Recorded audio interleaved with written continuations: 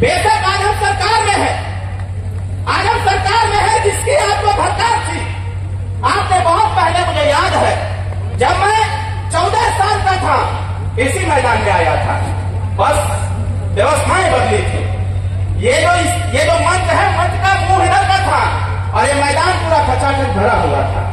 जैसे मैदान में प्रवेश किया तो मुझे याद आ गया 14 साल बाद, जब मैं 14 साल की अवस्था में था तब मैं इसी मंच से यहां भाषण दिया और मैंने कहा था कि दुख है तो दुख का कारण है, और अगर कारण है तो इसका निवारण भी है, और हर दुख का निवारण कोई है तो हमारे बीच में बैठा हुआ हमारा नेता ओम प्रकाश राजभर और ये सुहेलदेव भारतीय समाज पार्टी के साथियों और इसी मैदान में हम बैठे हुए। हमने कहा था आपसे और लड़ाई भी इसी बात की थी कि इस देश में अगर हम लोग हैं तो हमारा हिस्सा मिलना भारतीय संविधान भी कहता है। जब इस देश को आजाद कराया लोगों ने, जब इस देश में 1950 में संविधान लागू हुआ, संविधान ने फंडामेंटल राइट दिया, मूलभूत अधिकार दिया कि इस देश में रहने वाले जितने भी गरीब तबके के लोग होंगे उनको इस देश में जीवन यापन करने के लिए उनको रोटी, कपड़ा, मकान, शिक्षा और दवाई मिलना चाहिए। साथियों, लड़ाई इससे बात की थी कि सबसे पहले मुझे राशन मिले, उसके बाद दवाई मिले, उसके बाद मकान मिले, हमारे बच्चों को शिक्षा मिले, हमारे बेरोजगार नौजवानों को रोजगार मिले। और मेरा मानना यह है साथियों कि 21.5 साल का संघर्ष जो सुहेलदेव भारतीय समाज पार्टी ने किया, आप सबके सहयोग से आपने पूरी ताकत दिया और हमारे नेता ने संघर्ष किया, हमारे नेताओं और कार्यकर्ताओं ने संघर्ष किया, गांव-गांव में सदस्यता अभियान चलाया, हमारे नौजवान साथियों ने सोशल मीडिया का प्रयोग किया, हमारी महिलाओं ने गांव में पंचायत चालू किया, हमारे बुजुर्गों ने पूरी ताकत लगा करके रैली और सभा में जाकर के नेताजी के हाथों को मजबूत किया। और उसका परिणाम क्या निकला साथियों? उसका परिणाम निकला कि माननीय नेताजी कहा करते थे, अपनी सरकार बनने दो, सरकार में शामिल होने दो, आपकी जो गांव की दबी हुई आवाज है उस आवाज को सदन के पटल पर रखा जाएगा और सरकार से कह करके आपको व्यवस्थित करने का प्रयास किया जाएगा। साथियों, सौभाग्य देखिए कितना अच्छा है, गांव से संबंधित कोई समस्या हो, हर समस्या के समाधान के लिए आपका नेता ओम प्रकाश राजभर इस सरकार में कैबिनेट मंत्री बनकर के आपकी समस्या का समाधान करने के तत्पर और तैयार है। साथियों, मैं आपसे आग्रह करूंगा, किसी के बहकावे में आने की आवश्यकता नहीं है। सुहेलदेव भारतीय समाज पार्टी ने सदस्यता अभियान चलाया है। नौजवान भाइयों, मेरी एक बात आप स्वीकार कर लो, मैं इस बात को बड़े जोर के साथ कहना चाहता हूं।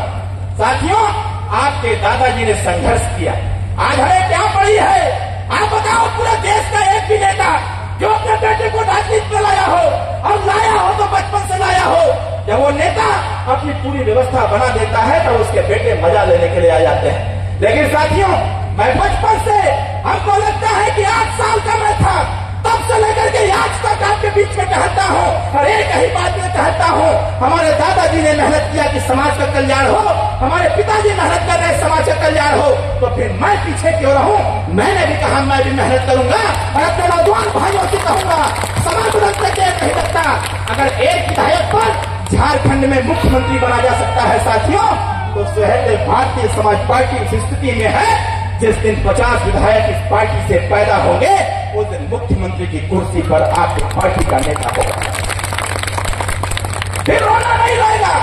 ये जो हमारे बीच में दादा बैठे हैं, कोई 60 साल, 70 साल, 80 साल, 95 साल का बुजुर्ग यहाँ पर आया हुआ है, यहाँ एक हौसला लेकर के आया हुआ है। अब उसको नौकरी नहीं करना है, उसको अपनी व्यवस्था से नहीं मतलब, उसको पता है कि 5 साल में क्या हो जाएगा कोई नहीं जानता। लेकिन नौजवान भाइयों, एक बात अपने दिमाग में बैठाइए, अगर आपके दादाजी भी चल करके यहाँ पर आए हैं और आपके पिताजी भी चल करके यहाँ पर आए हैं और साथ साथ आप भी चल करके आए हो साथियों, यही है सत्ता तक पहुंचने का सबसे मास्टर प्लान साथियों।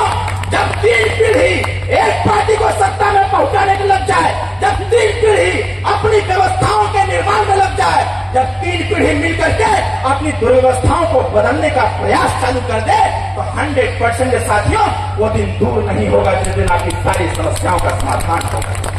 आज माननीय नेताजी हैं, हम सब लोग प्रयास कर रहे हैं, ये हमारी महिलाएं हैं, अभी तो बच्चियां आई थी, यहाँ पर उन्होंने कहा, हम तो बच्चियों के हौसले को धन्यवाद देते हैं कि कम से कम छोटी सी बच्ची 12-13 साल की अवस्था वाली बच्ची आकर के अपने मंत्री से एकदम सहजता के साथ कह रही है कि मंत्री जी हमारे गांव में भी कुछ काम हो जाता है। मैं धन्यवाद देशवासी को, मैं धन्यवाद देता हूं नौजवान साथियों को जो लोग मंच पर आकर के अपने गांव की बात रखने का प्रयास किया। इतनी सरलता और सहजता के साथ साथियों कोई मंत्री नहीं मिल सकता है। इसलिए मैं कहना चाहता हूं उत्तर प्रदेश की कुर्सी पर ऐसे नेता को बैठाओ जो सहज हो, सरल हो और आम जनता की बात सुनने के लिए तत्पर तैयार हो और सिर्फ सुनने का ही काम न करे बल्कि समाधान करने का काम करे। साथियों ऐसा नेता सबके बीच में बैठा हुआ हम सबको जागने की और आवश्यकता है। इस पार्टी के संगठन को और मजबूत करने की आवश्यकता है। आप स्मरण करो, याद करिए आप वो दिन जब आप अपने गांव से निकलते थे, वही विरोधी तबके के लोग कहा करते थे अरे कहां झंडा लेके जा रहे हो। जब आप कहते थे कि रैली में जा रहे हैं तो लोग कहते थे कि पार्टी जीतने वाली नहीं है, पार्टी जीतने वाली नहीं है, आप वही परेशान हो रहे हो। लेकिन साथियों आपने हौसला अपना नहीं तोड़ा और आपने कहा कि अगर किसी ने कहा है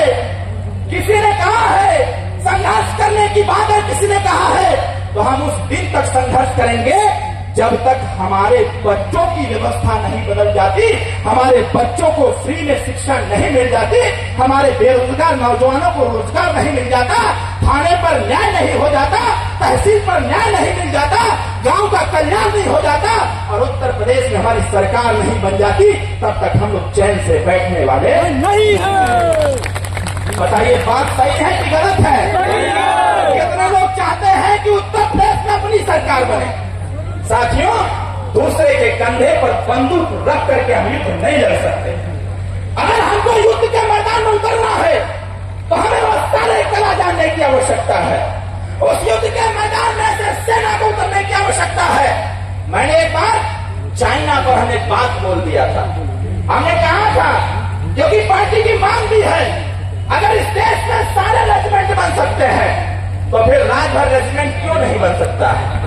जब हमने ये बात कहा तो बहुत सारे लोगों के मन में खलबली मच गई कि अगर ये बात प्राथमिकता के साथ दिल्ली की सदन में उठ गया, उत्तर प्रदेश की सदन में उठ गया तो राजभर रेजिमेंट बन सकता है। और क्यों नहीं बन सकता है जब इस देश में 165 राजा राजभर थे। इस देश की आन बान सम्मान को बचाने का काम राजभर समाज के लोगों ने किया था। इस देश में जब माँ बहनों की इज्जत लूटी जा रही थी तो राजभर राजा और राजभर सैनिकों ने इसको बचाने का काम किया था। तो लोकतंत्र के संविधान के अनुसार इस देश में राजभर रेजिमेंट भी बनना चाहिए। साथियों इसकी लड़ाई में